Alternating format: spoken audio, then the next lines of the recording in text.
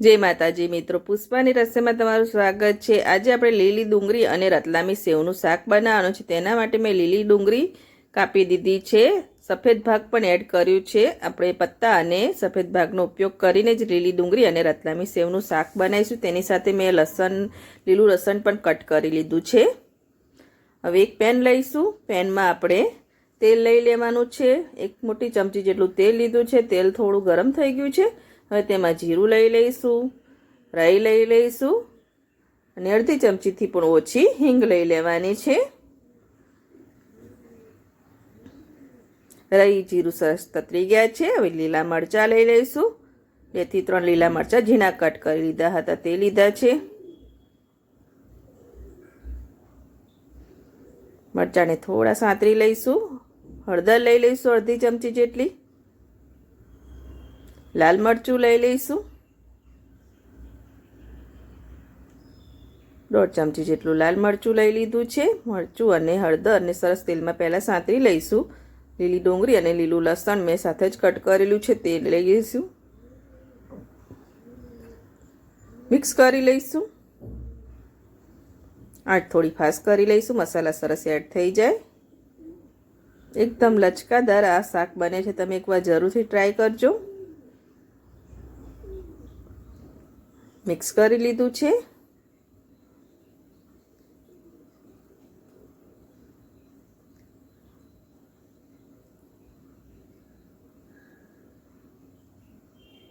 તેમાં આપણે મીઠું લઈ લઈશું।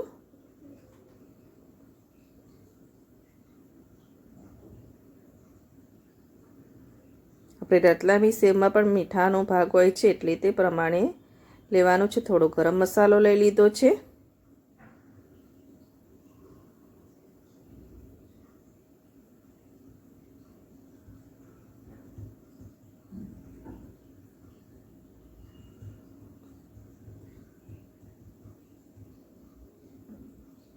મીઠું લઈ લીધું છે સ્વાદ અનુસાર।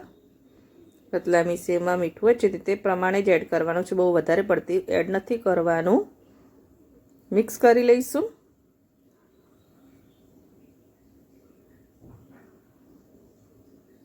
ડુંગળીમાંથી પણ પાણી છૂટું પડે છે એટલે તે પ્રમાણે આપણે પાણી એડ કરીશું।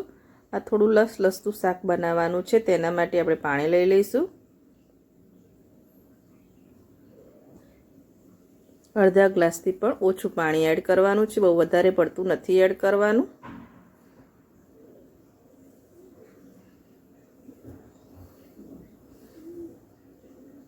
અડધા ગ્લાસ જેટલું પાણી એડ કરી દીધું છે।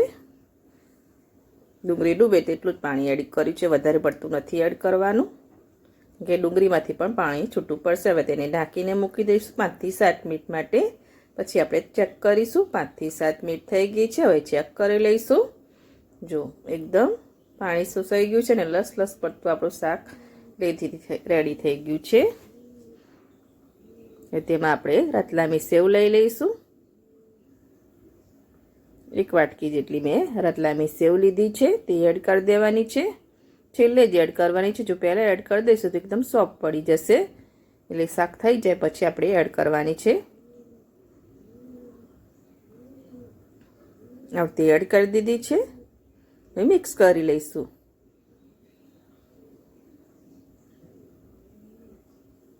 સેવ નાખ્યા પછી 1 મિનિટ જ રાખવાનું છે ગેસ ઉપર, પછી તેને આપણે સર્વ કરવા માટે લઈ લઈશું।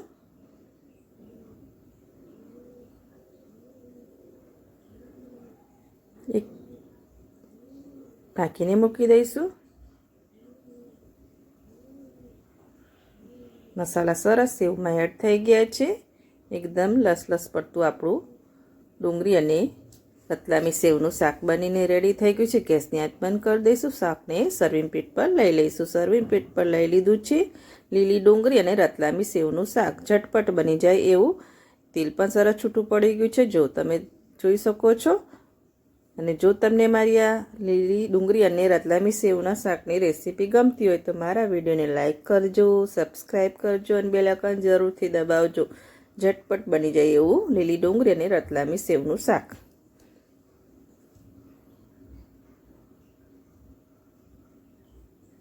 આ શાક તમે રોટલા સાથે પણ ખાઈ શકો છો। બહુ ટેસ્ટી લાગે છે. એકવાર જરૂરથી ટ્રાય કરજો.